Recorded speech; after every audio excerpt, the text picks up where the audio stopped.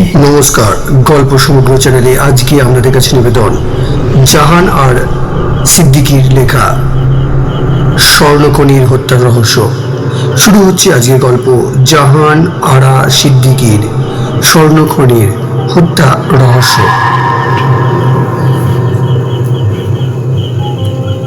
গতকাল রাতে এসেছি মেলবোর্নে।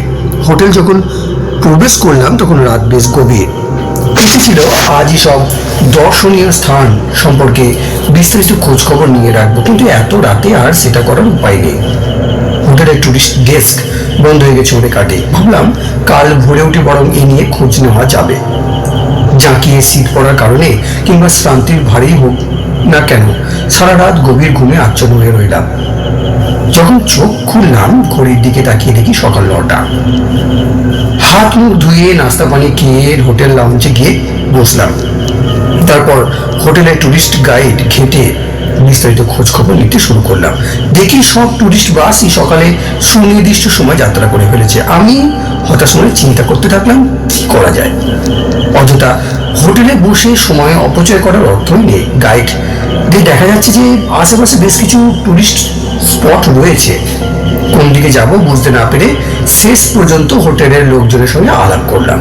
একজন বলল, মিস্টার হারুন, আপনি কি কখনো সোনার খনি দেখেছেন? তার পাশে জন বলল, অস্ট্রেলিয়ার লোকজন আসে প্রাকৃতিক সৌন্দর্য দেখতে, সোনার খনি দেখে ওনার কি লাভ? আমি বললাম, পৃথিবীর বিভিন্ন অঞ্চলের বিচিত্র প্রাকৃতিক সৌন্দর্য আমি দেখেছি। এখানেও গোল্ড কোস্টের অসাধারণ সব দৃশ্য দেখা হয়ে গেছে। আপনি এসব জায়গায় ঘুরে এসেছেন তা বলবেন তো?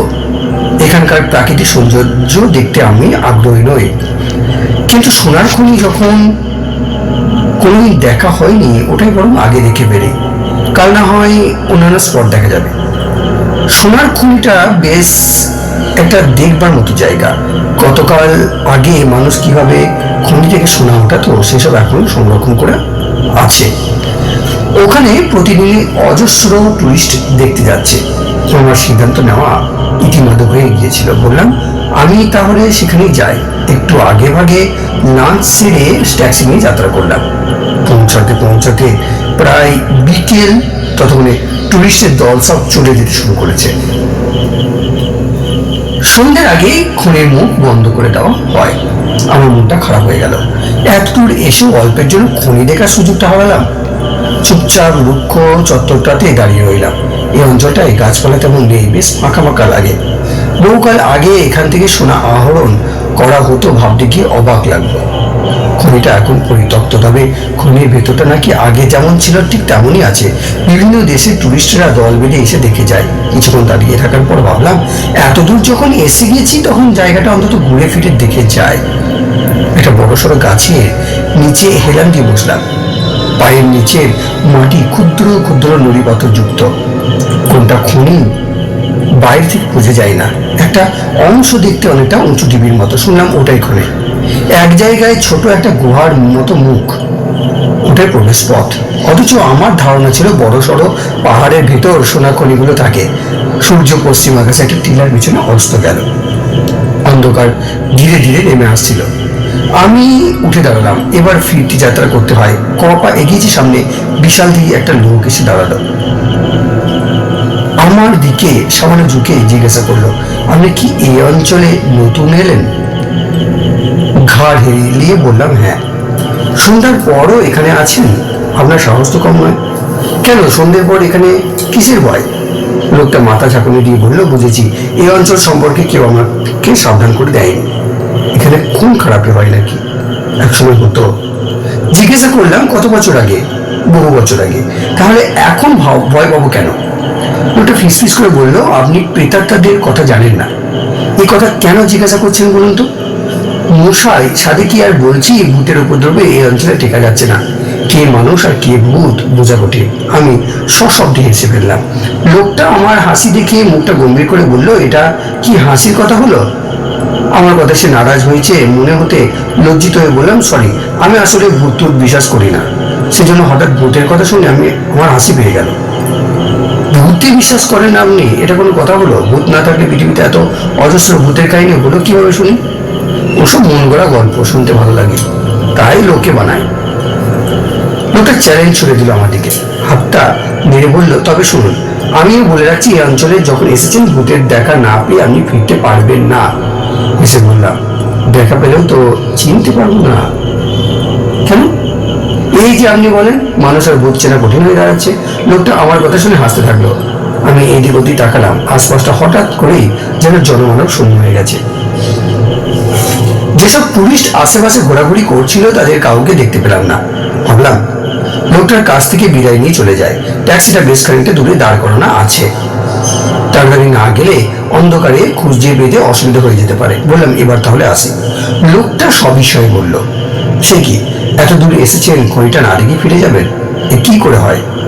আমি একটু অবাক হলাম। লোকটা কি আমার গতিবিধির ওপর নজর রাখছিল নাকি?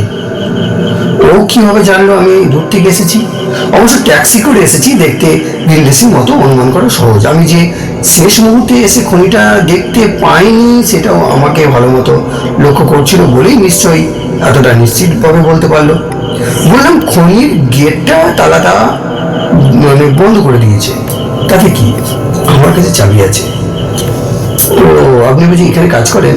লোকটা সে কথার উত্তর না দিয়ে বলল, চলুন তাড়াতাড়ি দেখিয়ে আনি, কেউ দেখে ফেলে আর যাওয়া যাবে না। লোকটা আমাকে পথ দেখিয়ে নিয়ে চললো। বাইরের প্রকৃতিতে ম্লান আলো থাকলেও খনির ভিতরে নিখোঁজ কালো অন্ধকার। সামান্য পথ ঢুকেই হাতের টর্চ জ্বালিয়ে এসে আমাকে তার পিছু পিছু নিয়ে চললো। ভিতরে ঢুকে আমি রীতিমতো ভয় পেয়ে গেলাম। এই যেন সুড়ঙ্গের মধ্যে প্রবেশ করেছি। সরু পায়ে পথ চলা, অনেকটা টানেলের মতো। যতই যাচ্ছি টানেল যেন ফুরোচ্ছে না। টানেলের পাশে অম্লশীল পাথরের দেওয়াল, সুড়ঙ্গ পথ বিভিন্ন দিকে ছড়ানো। একটা জায়গায় গিয়ে সে হাত তুলে দেখিয়ে বলল, ওই দেখুন, ওখানে সোনা লেগে রয়েছে। মুগ্ধ বিস্ময়ে তাকিয়ে দেখি সত্যি খানিকটা সোনালি বস্তু পাথরের মধ্যে লেগে আছে। সোনা যে এভাবে পাথরের মাঝখানে পাওয়া যায় এ ছিল আমার ধারণারও বাইরে। এরকম বেশ কিছু সোনার ছোট্ট ছোট্ট পিণ্ড পাথরের মধ্যে আটকে থাকা অবস্থায় দেখলাম। খানিক দূর যেতে চোখে পড়লো দেওয়ালের খাঁজে রাখা জ্বলন্ত মোমবাতি। অবাক হয়ে জিজ্ঞাসা করলাম, এখানে এটা কেন? ভূমিকম্প হলে সতর্ক করবার জন্য এভাবে জ্বলন্ত মোমবাতি রাখা হয়। সরি, বুঝতে পারলাম না। যদি মোমবাতি শিকাটা হেলে দুলে এদিক ওদিক যেতে থাকে তবে বুঝতে হবে মৃদু ভূকম্পন হয়েছে, আর সঙ্গে সঙ্গে সংকেত বাজিয়ে খনির শ্রমিকদের চলে যাওয়ার জন্য নির্দেশ দেওয়া হয়। এখানে ভূমিকম্প হয়? হ্যাঁ। আমার হঠাৎ যেন দম বন্ধ হয়ে এলো। এই পাতালপুরিতে চারিদিকে বন্ধ পরিবেশে হঠাৎ ভূমিকম্প শুরু হলে কি হবে? মাথার উপর থেকে ভর পাথর পড়ে নিশ্চয়ই এখানে জীবন্ত সমাধিস্থ হতে হবে। একই সঙ্গে আর একটা ভয় মনের মধ্যে জন্ম নিল। হঠাৎ যদি পথ হারিয়ে যায়। গলির দু জায়গায় সতর্কবাণী লেখা, ভুলেও কেউ যেন ও পথে না যায়। জিজ্ঞেস করলাম, ওদিকে বিপদ সংকেত দেওয়া হয়েছে কেন? তাহলে তো বিরাট এক ইতিহাস আছে বলতে হয়। কিসের ইতিহাস? কতগুলো খুনের। আটকে উঠলাম আমি। কি বলছে লোকটা? খুন হয়েছিল না কি জায়গায়? মাটির নিচে এই সুরঙ্গের মধ্যে খুনের কথা শুনে এমনিতেই ভয় লাগছিল। ঠিক সেই সময় লোকটার হাতে ধরা টর্চটা ডপ করে নেমে গেল। আমি কাঁপা কোপা গলায় জিজ্ঞেস করলাম, টর্চটা নেমে গেল যে, এখন আমরা ফিরবো কি করে? অন্ধকারে লোকটা কর্কশ করে হেসে উঠল। কি বিশ্রী রকম হাসি, শরীর ভিতরে যেন কাঁপুনি ধরে যায়। হাসি থামিয়ে সে আঙুতে গলায় জিজ্ঞাসা করলো, ভয় পেলে নাকি? বুঝলাম আমি ভয় পেলে সে আনন্দ পাবে। ইচ্ছে করে ভয় প্রকাশ না করে বললাম, ভয় পাবো কেন, ফিরবো কিভাবে তাই ভাবছিলাম।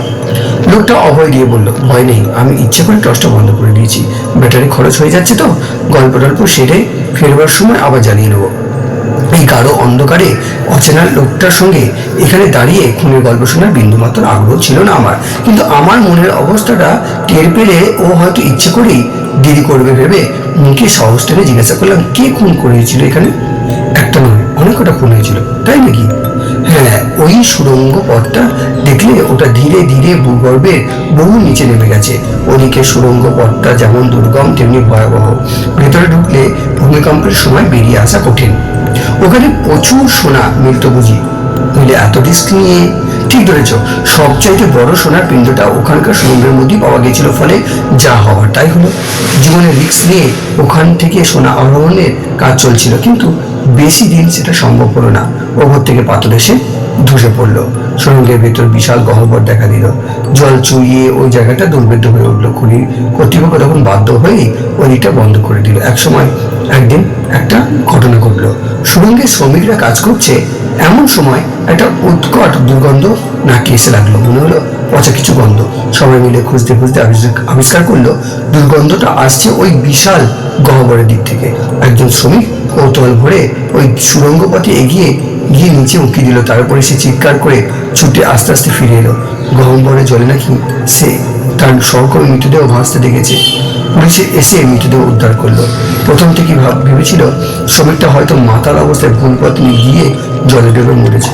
কেউ কেউ আবার ভাবলো জীবন যন্ত্রণা এড়াতে স্বেচ্ছায় আত্মহত্যার জন্য ওই জায়গাটা সে বেছে নিয়েছে। কিন্তু পুলিশের মনে সন্দেহ জাগলো। তারা তদন্ত শুরু করলো। মৃতদেহের পোস্টমর্টম রিপোর্ট থেকে জানা গেল শ্রমিকটিকে গলা টিপে হত্যা করে তারপর খাদের জলে ফেলে দেওয়া হয়েছে। এই সঙ্গে এও জানা গেল মৃত ব্যক্তি মদ্যপ অবস্থায় ছিল। তার পেটে ধুতরার বিষও মিলল। ধারণা করা হলো যে অধিক পরিমাণে ধুতরা মিশ্রিত মদ্যপানের পর শ্রমিকটি বেহুশ হয়ে পড়ে। সেই সময় শক্তিশালী কোনো ব্যক্তি তাকে গলা টিপে হত্যা করে ওই জায়গায় টেনে নিয়ে গিয়ে ফেলে দিয়েছে। এতটুকু বলার পর লোকটা থামলো। এতক্ষণে আমি নিঃশব্দে শুনে যাচ্ছিলাম।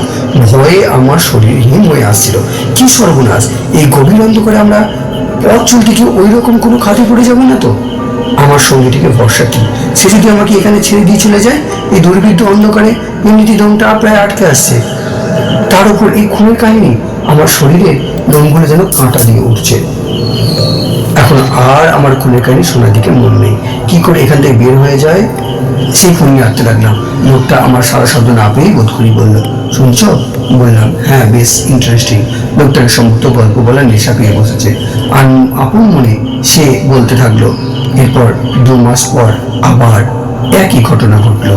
শেষ হলো আজকের প্রথম পর্ব এইখানেই। ধন্যবাদ।